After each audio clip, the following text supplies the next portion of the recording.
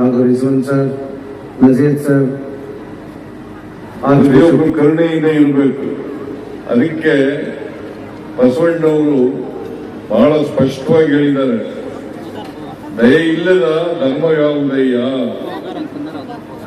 ದಯೆಯೇ ಧರ್ಮದ ಮೂಲವಯ್ಯ ಅಂತೇಳಿ ಬಸವಣ್ಣವರು ಬಹಳ ಸ್ಪಷ್ಟವಾಗಿ 12ನೇ ಶತಮಾನದಲ್ಲೇ ಹೇಳಿದ್ರು.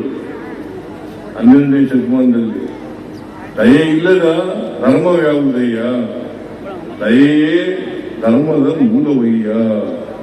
ಅದನ್ನೇ ಯೇಸು ಕ್ರಿಸ್ತ ಅವರು ಕೂಡ ಹೇಳ್ತಾರೆ, ಬುದ್ಧರು ಕೂಡ ಹೇಳ್ತಾರೆ, ನಮ್ಮ ಸಂವಿಧಾನವೂ ಕೂಡ ಹೇಳ್ತಾರೆ, ಬಾಬಾ ಸಾಹೇಬ್ ಅಂಬೇಡ್ಕರ್ ಅವರು ಕೂಡ ಹೇಳ್ತಾರೆ, ಗಾಂಧೀಜಿಯವರು ಕೂಡ ಹೇಳ್ತಾರೆ. ಇದನ್ನ ನಾವು ಅರ್ಥ ಮಾಡ್ಕೊಳ್ಬೇಕಾಗಿರ್ತಕ್ಕಂಥದ್ದು ಪ್ರತಿಯೊಬ್ಬರು ಕೂಡ ನಾವೆಲ್ಲ ಮನುಷ್ಯರು ಅಂತಕ್ಕಂಥ ಭಾವನೆಯಿಂದ ಬಾಳ್ತಕ್ಕಂಥದ್ದೇ ಅತ್ಯಂತ